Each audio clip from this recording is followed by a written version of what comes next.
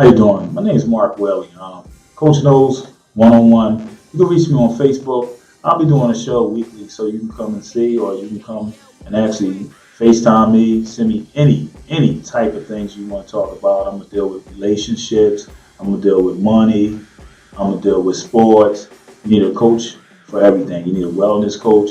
If you have anything that you would like for me to talk about in my next segment, please inbox me on Facebook at the Coach Knows One-on-One.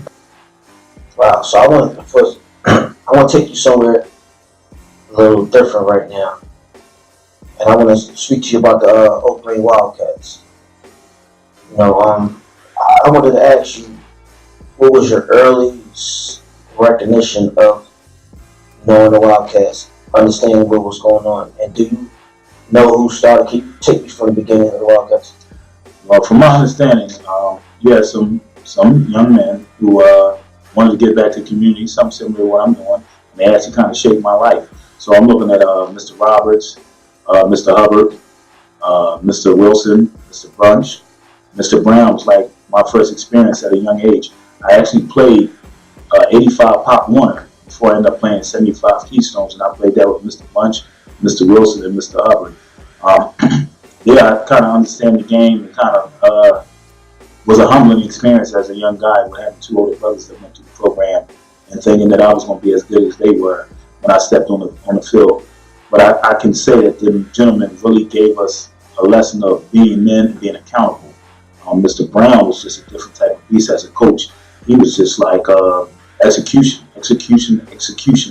And it was just more like, that was my first level of like dominating young men on the football field. Like, I was always dominant at my position. Like seeing a team like just dominate and demoralize other teams. That was really my first experience of that. And what he gave us, it lasted a lifetime. We went on to the 105s and did the same thing and dominated.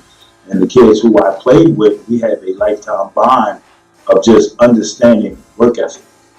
And I think from looking out there over the past couple of years, you don't see the work ethic that them guys put in or they instilled in us. And I think it was beneficial to me as I got older because I never had a great skill set, especially in basketball.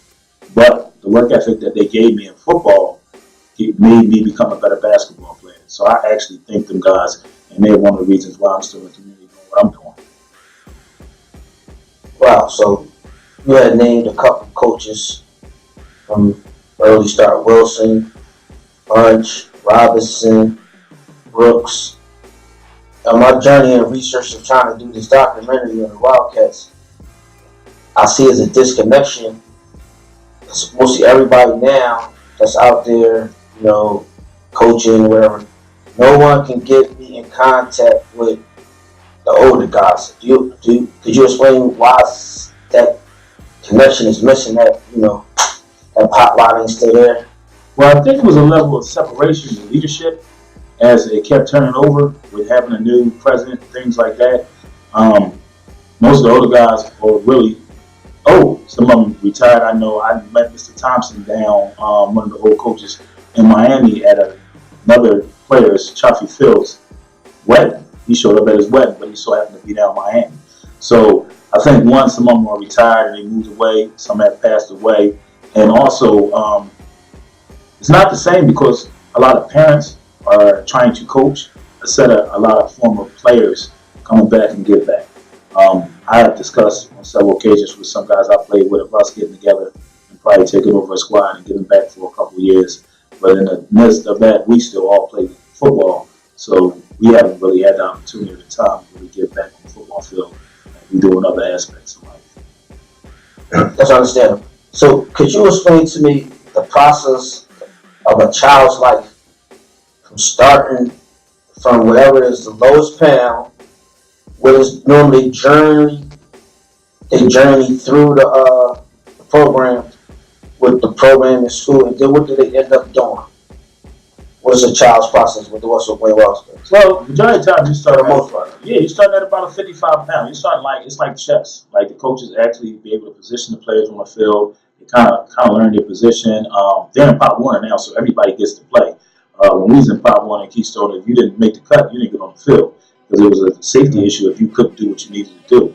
But once you go from the 55 pounds, you go 65 pounds, coaches are off the field, you get a little more freedom. You start really seeing a lot of development at the 75 pound to see what a kid can really do. But once you get to about your 105, your 135, now you're starting to look at skill set, you're starting to look at talent. With them hiring a weight class, now you have kids who usually couldn't play when I was younger because they had the size, but they couldn't make the weight. So now you're getting kids that actually can play and develop to play at the next level of that same position. It becomes very hard in basketball with that because you might be 5'7", 12-year-old now, but you might only cap out at like 6'3", and you're still a guard, but you've been playing underneath the basket. So in football, it's kind of different. It gives them opportunity to really, if you're going to be a guard, you're going to be a guard. If you're going to be a wide receiver, you're going to be a wide receiver. So at this time of moment, football in Philadelphia is doing pretty good at the high school level. I know Oakland got a lot of kids that's playing on the next level and playing at Newman Goretti and Imotech and some of these big powerhouses, and they're winning state championships. So, I mean, and they're going to Florida, Philadelphia is, and they're participating and competing real well across the nation.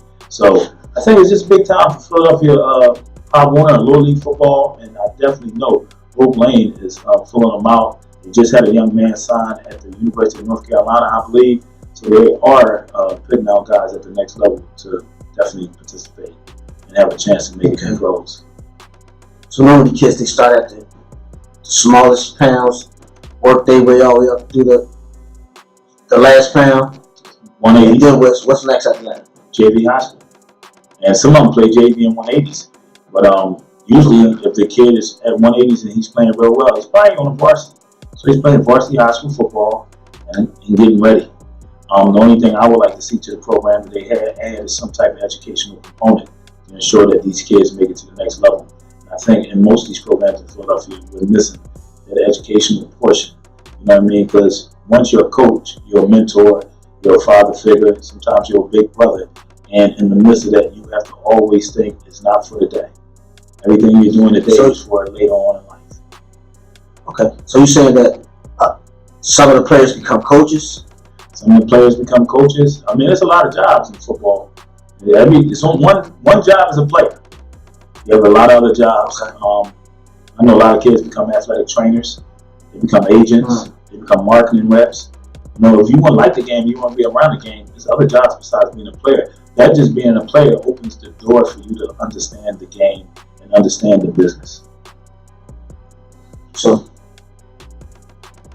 Coach News, I know you've been around for a long time with this, with the rec system and everything. How many kids? You don't even have to put a number on it. Do you know of any kids that made it big, like to the NFL or overseas, or? Oh, we got a few. With a background. We got a few. It's crazy because James Strong was one. Played at Oak Lane. In the basketball world, Keem Wright, Rasheem Wright, or Simon's kids. We have a lot of kids in college. Actually got my daughter, Monique Welly-Briggs, actually coaches at Texas Tech. We have Monique Merritt that went to Temple. She's actually playing handball. She'll be in the Olympics this year. We have Zaire Carrington, that's a Simon's kid, went to Masterman and played at Lehigh. He's actually on the 3-on-3 Olympic team, and they're in a 4-block radius. So we do have players that are doing well. Yes, they'll be in the Summer Olympics this year. So we are doing some things. One-on-one. Other than that, this is Mark Welly signing off. Enjoy.